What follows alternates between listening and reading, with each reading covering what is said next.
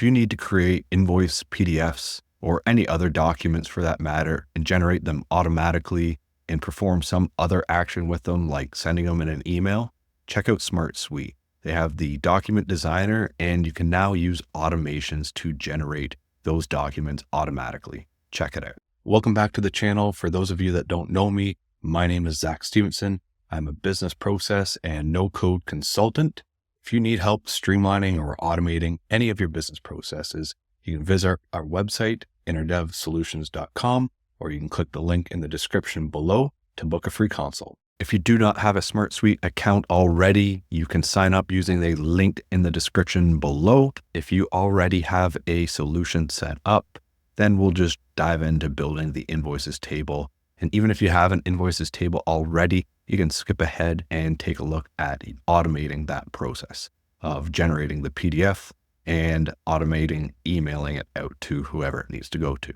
I'm going to back it up a little bit here. I already have a invoices solution and a customers table. Now I'm going to build an invoice table, and I'm also going to build an invoice details table or line items table. Of course, within your system, if you already have products, if you already have some other services set up in a separate table that you want to link to, you can obviously link your invoice details or invoice line items to those other tables as needed.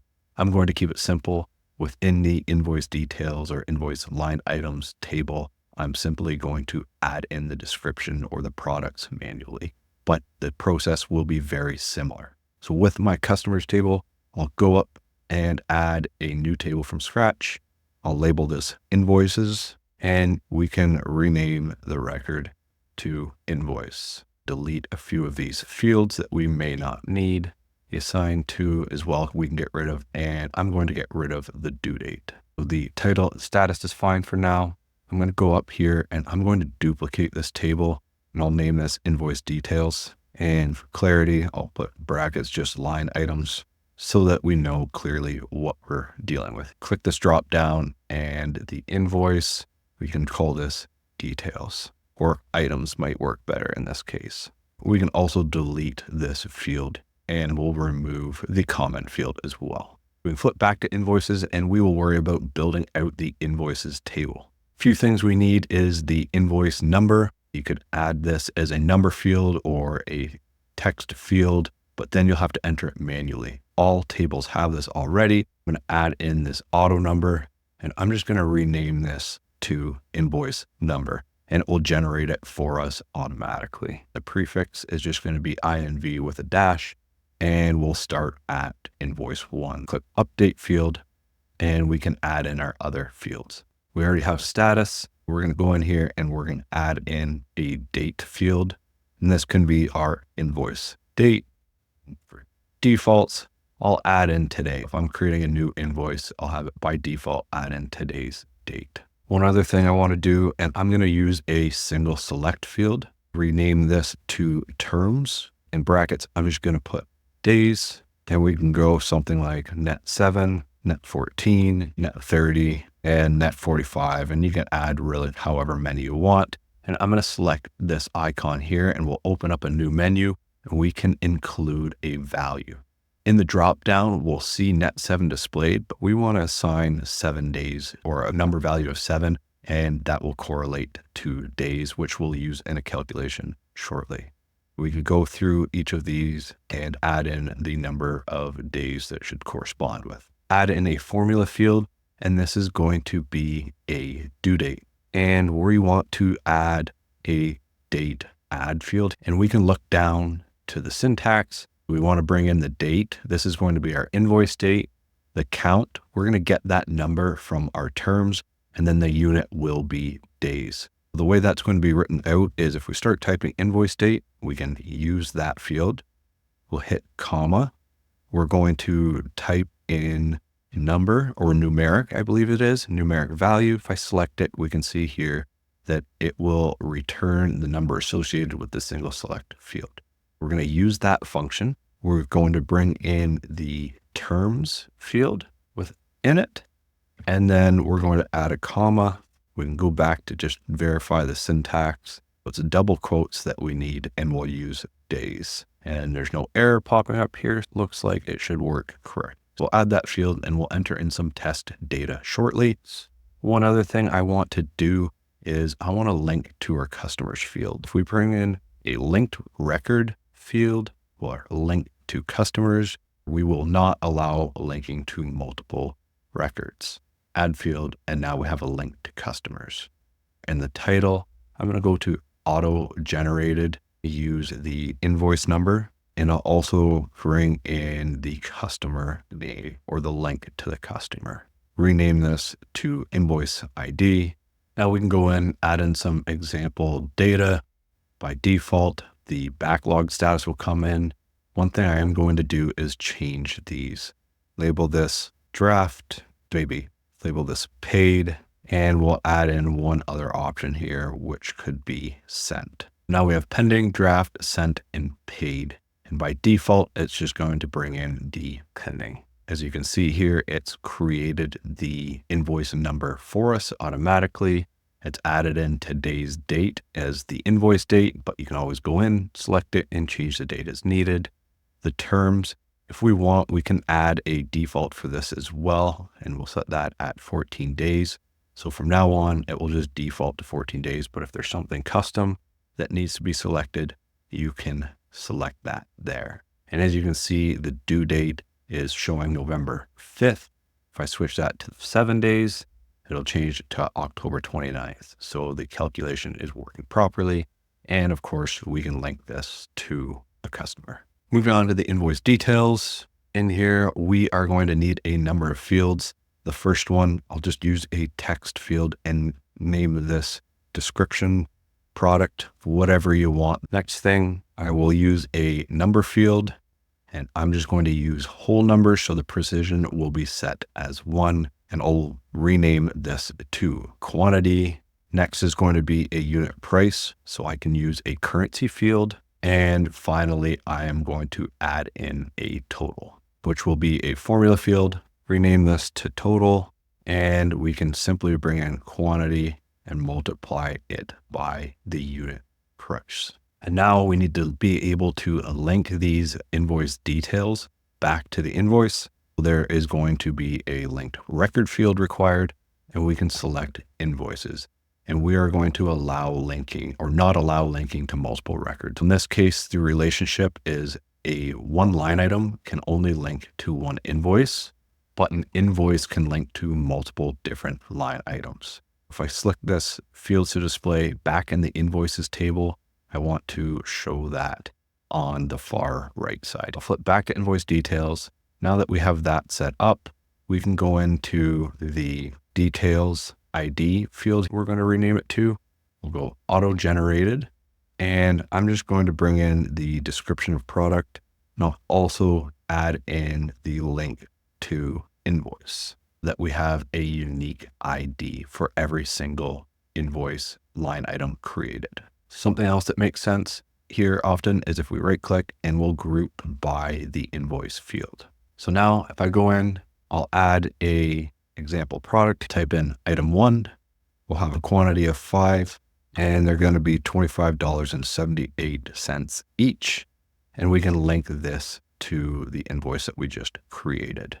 And now we've got a group of this invoice. If we need to add in another item, we can. We'll go with item 2. We're getting one of these, and it's going to be $125. And for good measure, we'll just add in one more item. We'll go item 3, getting 10 of those at $7.50. And in a moment here, you'll see it calculate the total. Add a sum, and we can see the total bill will be $328.90. And on the invoices, we're going to use a roll-up field in this case. Name this subtotal. We're going to look at the invoice details, and we're going to grab the total price. The roll-up will be a sum function, and we can add in that field. So we can see $328.90, which is the same here. We can see it's bringing in all of the records linked in this field. If we want, we can add to it. Maybe we have a tax that we want to calculate. And what you could do is add in a select field or a manual entry of the tax percentage. I'm just going to go with a standard. Maybe we only sell within one individual province or state. The tax might always be the same. We'll go in here to advanced editor. We'll type in the tax amount and we'll look at the subtotal. We'll multiply that by whatever your tax rate is. I'll just use 10%, keep it simple. And we can see the tax is displaying as $32.89, which is correct. It's 10% of the subtotal. And we can create one more calculation. I'll go advanced editor. We'll type in total and we'll use a sum of the subtotal and the tax rate. And there's a few different ways that we can calculate this, but we'll just use the sum function. We'll go in here and display the total accordingly. Obviously, if you needed to, you could add in a discount field or any other type of field and display any other type of information you need, but I'm going to keep it relatively simple. And last thing is I want a comments field that can also be included on the invoice PDF. So we'll add in a comment. Now that we have our table set up, we can go into the invoices table drop down. We'll select that and we'll go down to document designer. We will create a new document template and make sure to label this invoices or really whatever you want, but it's always best practice to label your documents. And there are lots of different ways to structure your invoice PDF. That's completely up to you. I'm just going to add in a few of the important details and keep it really simple for this specific tutorial. But something that we might want to do is bring in the customer. You may want to bring in the whole address, the customer name, the company, all those types of things. But I'm just going to bring in the customer ID here and add that at the top. And you have all sorts of formatting options on the left panel. I'm just going to drag this in and pretend that that is all of our customer details that we need. But like I said, we can easily bring in a lookup field within the invoices table and display the address as needed as well. If we go into elements, we can add static elements. I'm going to bring in a text field. I'll call this invoice, and we can change the size of it as well. I'll go maybe with a 40 font, and I will bring in a bold weight and align it on page. Something else I might want to do, I'll bring in some more text here in the top right corner. I'll label this invoice number. I'll make that bold. And if we go into fields, we can bring in the invoice number. If you want, you can bring in your company logo as needed by using an image element. But from here, I'm just going to keep the rest of it pretty simple and carry on with the actual details of the invoice. We want to display our line items. So I can click this link to invoice details. It'll bring it in like this. The mode, we'll set that as table, and we can add in the fields that we want. Bring in the quantity, bring in the unit price, the total, and I'm going to hide this details ID because it does not give us the information that we need or want. I've got the description of product, the quantity, the unit price, and the total. We have some alignment options, and we can adjust the column with the description of product. I'll make that a little bit larger. We expand this across, set that to be at the top, and we want the position to be absolute. That's one thing I'm going to do is quickly add the subtotal, tax, and the total at the top here, and then we can carry on with the rest of the formatting of the document. Now we have a general invoice structure set up. Obviously, you can add in your invoice date and your due date if needed, but I just wanted to show the more dynamic information and the table that we're adding in here, which is just simply linking to the line item details field. You can bring in things like the term as well, your comments if needed, we could add them to the bottom. Any of those details can be brought in, but this gives us a pretty good idea of the template that we're looking at. So if I click this select a record, I can take a look at it in this preview mode to see how it looks based off of this invoice with 4 different line items. It shows us our subtotal, tax, and total here along with the invoice number. If I just want to select the next invoice, we can go to invoice 2. See, this one only has a 1 line item and the subtotals. Once you have everything set up and formatted the way that you want it to, you can go down here and click Save Design. And once we have saved the design, we can go over to the link to customers, and we'll just add in a field here, the file and images field type. And when you create it, we can name this Invoice PDF. Update that, and now you have a few options. If you go into the invoice, you can go up to this icon and you can export the Adobe PDF and use the Invoices to export the PDF, and then you can save it back to the record or send it manually if needed, or we can use automation as well. If we want to use the automations, let's go into the automations panel. We'll create my first invoice. It's always good to label this create invoice PDF. We can add a trigger. There's a number of different triggers that we can use, but I want to use this when a record matches a condition. And simply when the status is equal to sent, we will run these additional actions. Generate a PDF when the record matches the condition. So once we flip the status on the invoices table to sent, the automation will fire. We can generate a PDF using this template invoices. The title will make this dynamic. We'll just name this based off of the information that comes through, so we can use the invoice ID. Once we have the generate PDF action set up, we can go add an additional action. We're going to update a record. The field that we want to update is this invoice PDF. If we go back, use data from the action generate PDF, and the exported PDF will go in and save the automation, and sure, we will switch it on. Once I click sent, within a minute or two, the invoice PDF should show up here. If we click the PDF, we can see that it's passed in all the information dynamically. If we wanted to take this a step further, we can go back into the automations, open up this automation, and we can add an action. And if we wanted, we could send an email or integrate our own email, whether it's Gmail or Outlook email. Click send an email.